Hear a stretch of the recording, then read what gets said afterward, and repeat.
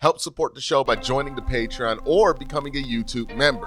Also, hit that like button and subscribe if you want more Browns-focused content. Okay, so this is my second day at Browns camp. There's a lot to think about going into this. Got to talk to the special teams coordinator. I know Jim Schwartz talked. I didn't get to go to that press conference, but I also was able to talk to the offensive coordinator, ask Tommy some questions as well. What I want to know when I asked some questions to the special teams coordinator, Bubba Ventrone, was what's really the plan with kicker, right? Like, what's the plan with development? How is this team trying to develop kickers? Do they have a kicking specialist like Baltimore has? Do they have specific things in place for those specialist positions? And is there even really a competition going on at the kicker position? So one of the things I want to get a handle on. Didn't really give a straight up answer, if I'm being honest with you, on either of those questions, right? I asked about the Dustin Hopkins. Is he in a competition? Does he consider that? Straight up, he said he considers everybody in the competition. So kind of a non-answer there, but it does not appear that there's really a competition when you watch practice. Dustin's really the only one taking the reps with the first team special teams. And then Schmeit's just kind of doing the other kicks and the other drills. So it's not really anything there. And when I asked him about the process there, is there a kicking specialist? Is there somebody that they're leaning on with more specific knowledge of kicking? And he said basically they stay in-house. I don't believe they have a kicking specialist hired for this team. They don't consult out or source that out. This is something that other teams do, right? Like the Ravens have done it. Other teams have done it. You know, it is something that the league is moving towards. Didn't really get anything there. Talked to Tommy Rees. Really wanted to know the structure of this run game, right? Because if you looked at what the Browns did last year, they were primarily a zone run team versus a gap run team. I believe it was like 50-35 was the split last year. This year, they've talked about going back to 2021. Well, in 2021, there were a primary gap scheme with some zone in it. So it was 50-30, I think, the other way in 2021. So I wanted to know what that balance is going to be. Again, Tommy's not going to tell me what the specific split's going to be for the season. A lot of that's determined on what happens during the year, or what situations you're going up against, what kind of fronts did you see, all that other stuff. But you know, he wants to keep it balanced. You could tell by the personnel that he's brought in that they're going to focus a lot on gap scheme stuff. So I would expect that to be the case. So that was the stuff kind of before practice. Yeah, nothing that interesting. Kevin went out on a press conference, said that Dylan Gabriel, you know, he wasn't going to be too heavily participating in team drills today.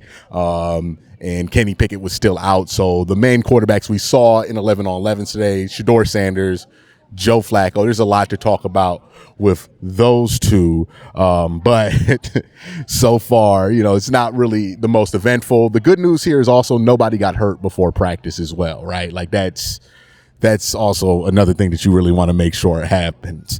So let's talk about the practices itself. Defensively, I thought there were some guys who stood out. Chris Edmonds, 41 for this team. He has continued to stand out. You could tell by how the coaches are talking about him, or even talking to him, giving him instruction during the practice. They feel pretty good about him. He's a safety. He's been playing really well, maybe going to be helpful on some special teams, has a chance to maybe contribute. There's a giant gap on this team in the slot corner position. I think that is obvious by watching them, and maybe he could factor into that competition as well. But yeah, he's been looking good. He has made people notice him the last few days. He's been out here making big plays on the perimeter, making tackles, stuff that you want to see a safety do. So that was nice to see. Tony Brown, I thought, had a really nice day today. Didn't really notice him that much on Saturday, but today certainly did. Was really good in one-on-one drills. Was really good on the field.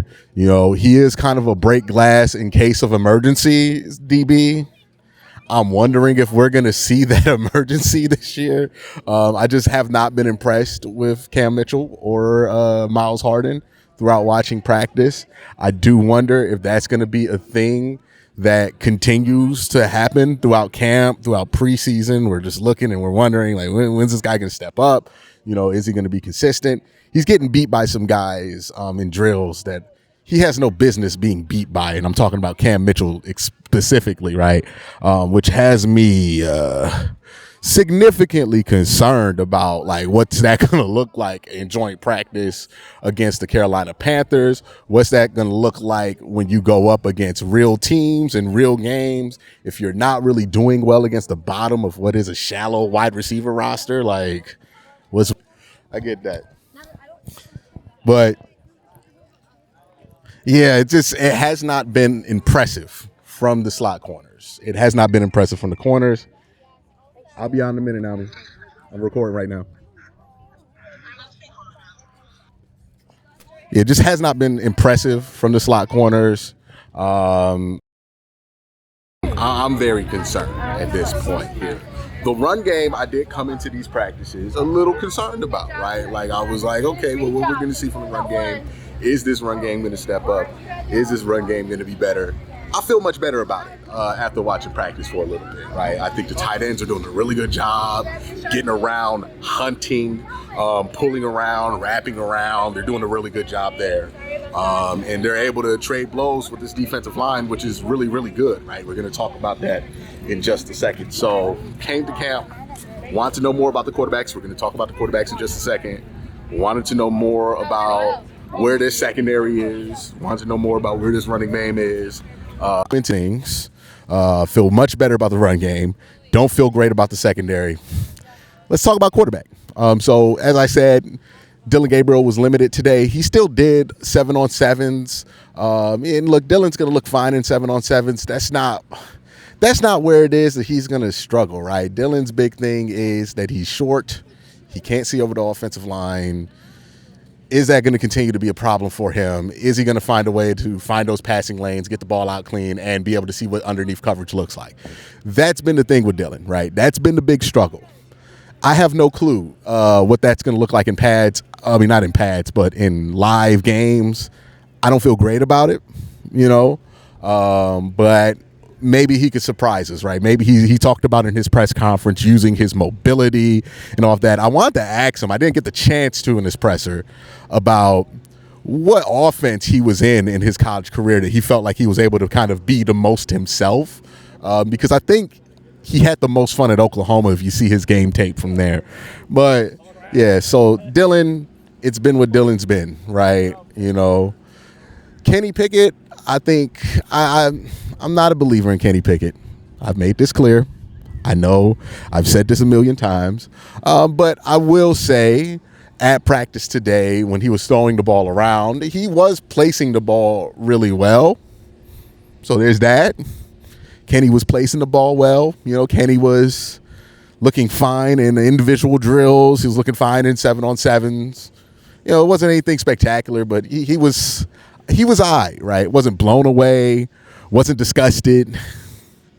It was not in the way that like kids say it today, but like the way that most people mean it. It was truly like mid, right? It was some mid out there.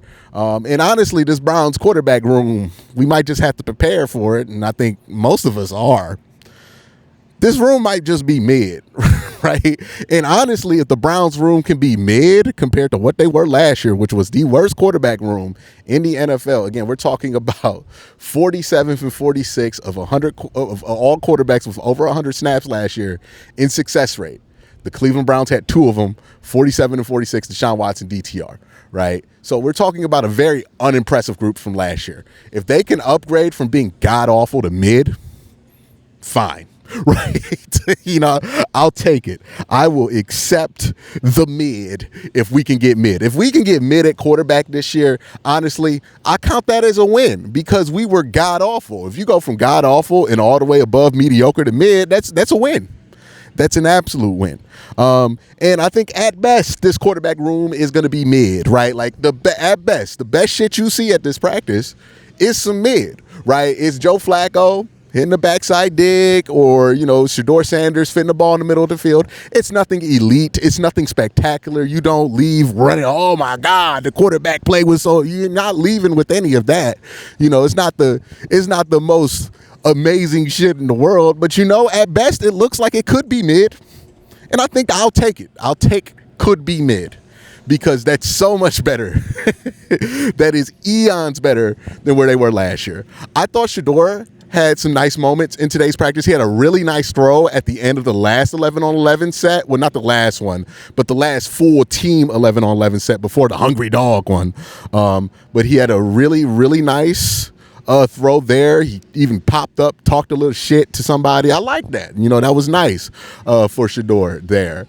Joe Flacco had some nice throws today too. If we had to start a game this year, right now, I'm still pretty confident the starter is going to be Joe Flacco, and it's not really that close of a competition unless Kenny Pickett really ramps it up.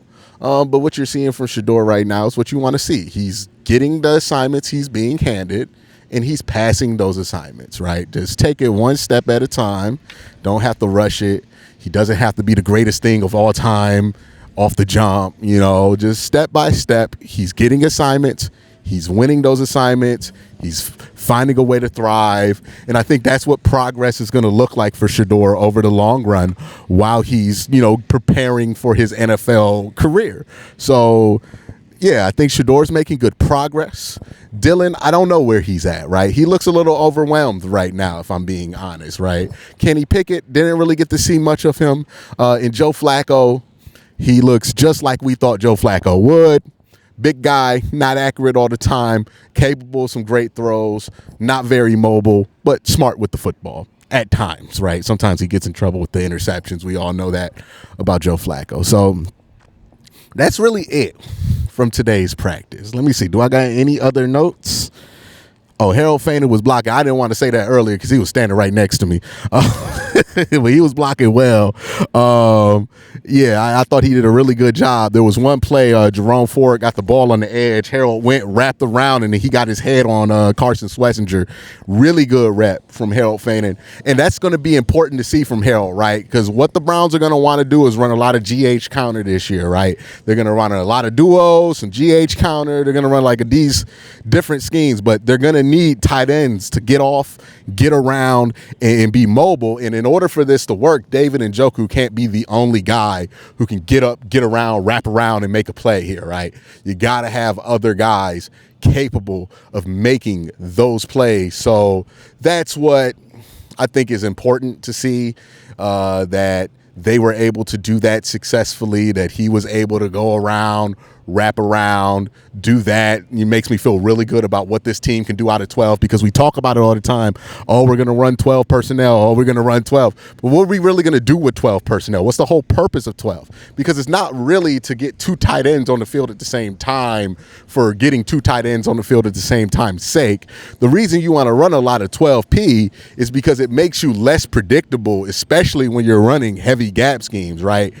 So if you're running GH counter, they know if the tight end is only on one side of the field, the strong side, that run's going to come to the weak side of the field because he's going to pull across. If you have 12 out there, then you have both options available. You can even run a GH counter play action where you can put the tight end on, he can wrap around like usual, and then you can slide the other tight end across the field, slip half the offensive line that way, and then throw a little screen. So that gives you options, and him being able to wrap block is good, especially this early with the first team.